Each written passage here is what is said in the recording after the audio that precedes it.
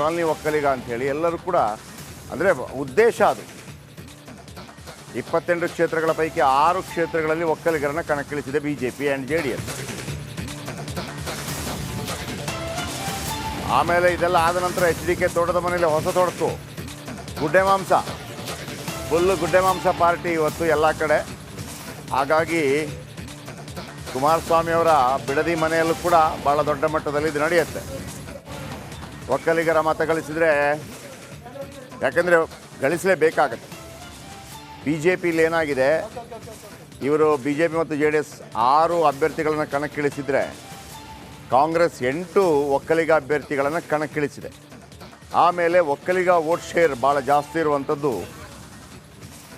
ಮೈಸೂರು, ಹಳೆ ಮೈಸೂರು ಸಂಸ್ಥಾನ ಭಾಗದಲ್ಲಿ. ಅಲ್ಲಿ 11ರಿಂದ 15 ಲೋಕಸಭಾ ಕ್ಷೇತ್ರಗಳು ಬರುತ್ತೆ.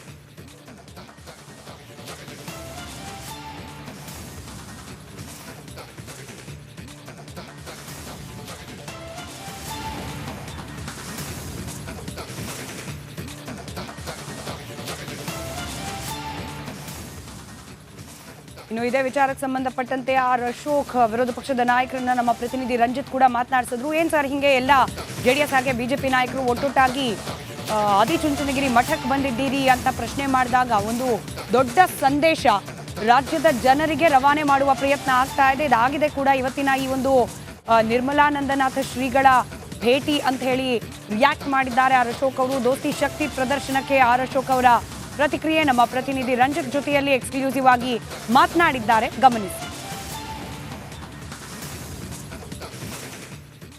ಮಾನ್ಯ ಪ್ರತಿಪಕ್ಷ ನಾಯಕರಾಗಿರುವಂಥ ಆರ್ ಅಶೋಕ್ ಅವರಿದ್ದಾರೆ. ಸರ್ ಹೇಳಿ ಸರ್, ಇವತ್ತು ಆದಿಚುಂಚನಗಿರಿ ಮಠದಲ್ಲಿ ಒಕ್ಕಲಿಗರ ನಾಯಕರ ಮಠ ಮಂಥನ ಆಗ್ತಾ ಇದೆ, ಏನು ಉದ್ದೇಶ ಸರ್, ಏನಿದು ಬೆಳವಣಿಗೆ?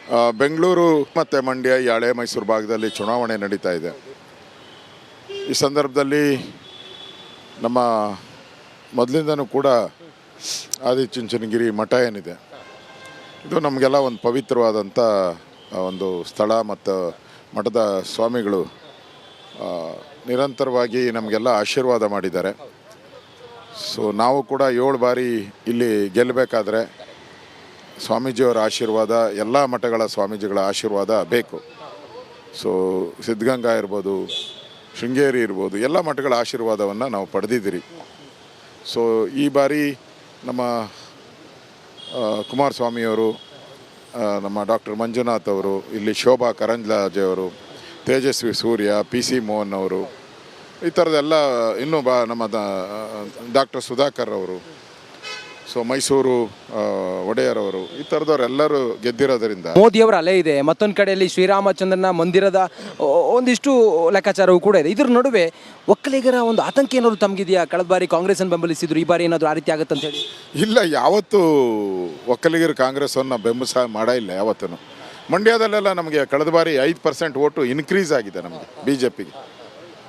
ಈ ಬಾರಿ ಇನ್ನೂ JDS ನಮ್ಮ ಜೊತೆ ಬಂದಿರೋದ್ರಿಂದ ನಮಗೆ ಆಲ್ಮೋಸ್ಟ್ ಅಲ್ಲಿ 80%ಗಿಂತ ಮೇಲೆ ಜನಾಂಗದವರು ನಮಗೆ ಓಟನ್ನು ಮಾಡ್ತಾರೆ. ಆ ಥರದ ವಾತಾವರಣನೇ ಇರೋದು. ಕೃಷ್ಣ ಜೊತೆ ನಾನು ರಂಜಿತ್ ಸೂರ್ಯ, ರಿಪಬ್ಲಿಕ್ ಕನ್ನಡ, ಬೆಂಗಳೂರು. ಮಾನ್ಯ ಪ್ರತಿಪಕ್ಷ ನಾಯಕರಾಗಿರುವಂಥ ಆರ್ ಅಶೋಕ್ ಅವರಿದ್ದಾರೆ. ಸರ್ ಹೇಳಿ ಸರ್, ಇವತ್ತು ಆದಿಚುಂಚನಗಿರಿ ಮಠದಲ್ಲಿ ಒಕ್ಕಲಿಗರ ನಾಯಕರ ಮಠ ಮಂಥನ ಆಗ್ತಾ ಇದೆ, ಏನು ಉದ್ದೇಶ ಸರ್, ಏನಿದು ಬೆಳವಣಿಗೆ? ಬೆಂಗಳೂರು ಮತ್ತು ಮಂಡ್ಯ, ಈ ಹಳೆ ಮೈಸೂರು ಭಾಗದಲ್ಲಿ ಚುನಾವಣೆ ನಡೀತಾ ಇದೆ. ಈ ಸಂದರ್ಭದಲ್ಲಿ ನಮ್ಮ ಮೊದಲಿಂದನೂ ಕೂಡ ಆದಿಚುಂಚನಗಿರಿ ಮಠ ಏನಿದೆ, ಇದು ನಮಗೆಲ್ಲ ಒಂದು ಪವಿತ್ರವಾದಂಥ ಒಂದು ಸ್ಥಳ. ಮತ್ತು ಮಠದ ಸ್ವಾಮಿಗಳು ನಿರಂತರವಾಗಿ ನಮಗೆಲ್ಲ ಆಶೀರ್ವಾದ ಮಾಡಿದ್ದಾರೆ. ಸೊ ನಾವು ಕೂಡ 7 ಬಾರಿ ಇಲ್ಲಿ ಗೆಲ್ಲಬೇಕಾದ್ರೆ ಸ್ವಾಮೀಜಿಯವರ ಆಶೀರ್ವಾದ, ಎಲ್ಲ ಮಠಗಳ ಸ್ವಾಮೀಜಿಗಳ ಆಶೀರ್ವಾದ ಬೇಕು. ಸೊ ಸಿದ್ಧಗಂಗಾ ಇರ್ಬೋದು, ಶೃಂಗೇರಿ ಇರ್ಬೋದು, ಎಲ್ಲ ಮಠಗಳ ಆಶೀರ್ವಾದವನ್ನು ನಾವು ಪಡೆದಿದ್ದೀರಿ.